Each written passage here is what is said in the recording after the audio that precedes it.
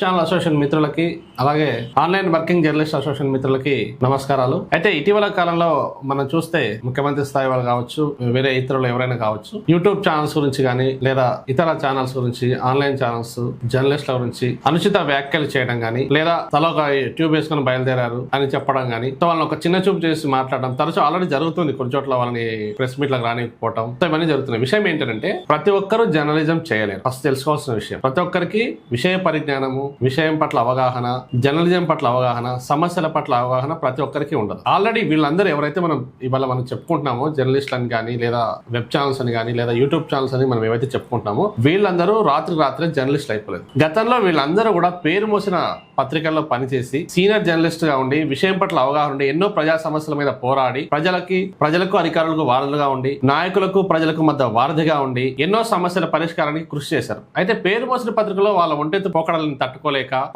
అంతేకాకుండా ఆ పేరు మోసిన పత్రికలు ప్రభుత్వాలకి బాగా అవుతుంటే దాన్ని చూసి సహించలేక, వాళ్ళ ఒత్తిడికి తట్టుకోలేక బయటకు వచ్చి నిజాయితీగా వాళ్ళకంటూ ఒక గుర్తింపు పొంది ప్రజలని అన్ని విషయాల పట్ల అవగాహన కల్పిస్తూ అధికారులను మేల్కొల్పుతూ నాయకులకి కర్తవ్య బోధ చేస్తున్నటువంటి ఇవాళ ఉన్న ఛానల్స్ అన్ని కూడా ఒక జర్నలిస్టులు, పేరు మోసిన జర్నలిస్టులు నడుపుతున్నటువంటివి. ఇది మొదట గుర్తించాలి. ప్రతి ఒక్కరు ఎవరు పడితే వాళ్ళు వెళ్ళి రిపోర్టింగ్ గానీ జర్నలిజం గానీ చేయలేరు. అది అంత సాధ్యమైన. ప్రతి ఒక్కరు ఎంబీబీఎస్ చదువుకున్న వాళ్ళు మాత్రమే డాక్టర్ అవుతారు. ప్రతి ఒక్కరు ఆపరేషన్ చేయడానికి ఎట్లా అర్హత లేదో ఇది కూడా అంతే. సుదీర్ఘమైన అవగాహన ఉండి విషయ పరిజ్ఞానం ఉన్న వాళ్ళు మాత్రమే జర్నలిజంలోకి వస్తారనేది మస్ట్ గుర్తించాలి. పాలకులు గానీ అధికారులు గానీ ఎవరైనా గానీ ఈ వేదికగా ఆల్ వెబ్ ఛానల్స్ అసోసియేషన్ తరఫున గానీ ఆన్లైన్ వర్కింగ్ జర్నలిస్ట్ అసోసియేషన్ తరఫున గానీ మేము చెప్పదలుచుకున్నది ఏంటంటే ప్రతి ఒక్కరు జర్నలిస్ట్ కాలేరు అనేది ఫస్ట్ తెలుసుకోవాలి. సో ఏ సమస్య ఇవాళ ప్రజా ఉద్యమాలు కావచ్చు, తెలంగాణ ఉద్యమం కావచ్చు, రీసెంట్ గా మనం 2020లో కరోనాను ఎదుర్కొన్న పరిస్థితులు కావచ్చు, ప్రాణాలకు తెగించి పలానా చోట వ్యాధి వచ్చింది, పలానా చోట వ్యాధి ప్రబలుతోంది, పలానా చోట సమస్య వచ్చిందని చెప్పి ప్రాణాలకు తెగించి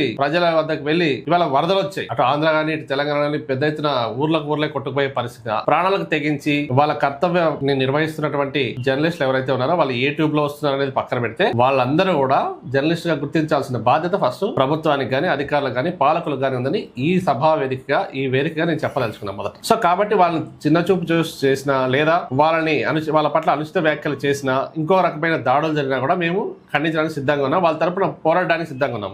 మరో ఉద్యమానికి కూడా మేము సిద్ధంగా ఉన్నాం. ఇందులో ఎటువంటి సందేహం లేదు. పాలకులు గుర్తించాల్సింది ఏంటంటే ఏదైతే రిపోర్టింగ్ ఏదైతే మీ దృష్టికి వచ్చిందో, ఏదైతే అంశం మీ దృష్టికి వచ్చిందో ఇందులో నిజాలు ఎంతున్నాయి, అటుపక్క దీన్ని రిపోర్ట్ చేస్తున్న వ్యక్తి లేదా ఈ సమస్యను ఏకరువు పెడుతున్న వ్యక్తి ఎటువంటి వ్యక్తి, అతనికి ఉన్న అవగాహన ఏంటి, ఆ విషయంలో ఉన్నటువంటి డెప్త్ ఏంటి, ఇది తెలుసుకొని దాన్ని సమస్యని పరిష్కారం దిశగా వెళ్తే అది ప్రజలకి అందరికి ఉపయోగకరంగా ఉంటుంది. కానీ ఎవరు పడితే వాళ్ళు ఇవి జర్నలిజంలోకి వచ్చి వాళ్ళు నిరూపించుకోలేరు. కాబట్టి దీన్ని ఫస్ట్ గుర్తించాలి. ఇంకొక విషయం ఏంటంటే ఇవాళ మేము చూస్తున్నాం ఏవో సోకాల్డ్ పేపర్స్ చెప్పాను కదా, ప్రభుత్వానికి బాగా గతంలో ఒక ప్రభుత్వం ఉంది, ఆ ప్రభుత్వానికి బాగా వదిలిన పత్రికలకి మేలు చేయాలని ఆ ప్రభుత్వం అనుకోవటం, ఆ పత్రిక జర్నలిస్టులకు మేలు చేయాలనుకోవటం, లేదా ఈ ప్రస్తుతం ఉన్న ప్రభుత్వానికి బాగా ఉదే పేపర్లు కావచ్చు వాళ్ళకేదో మేలు చేయాలనుకోవటం మాత్రం చాలా అవివేకం, చాలా తప్పది. సో దీన్ని గుర్తించాలి మొదట. సో జర్నలిస్ట్ అనేవాడు జర్నలిస్ట్, సమస్యలను ఏకరు పెట్టేవాడు జర్నలిస్ట్. ప్రభుత్వం చేసే తప్పుల్ని నిత్యం ఎత్తి చూపుతూ అధికారులను కార్యోన్ముఖులు చేస్తూ నాయకులకు కర్తవ్య బోధ చేసే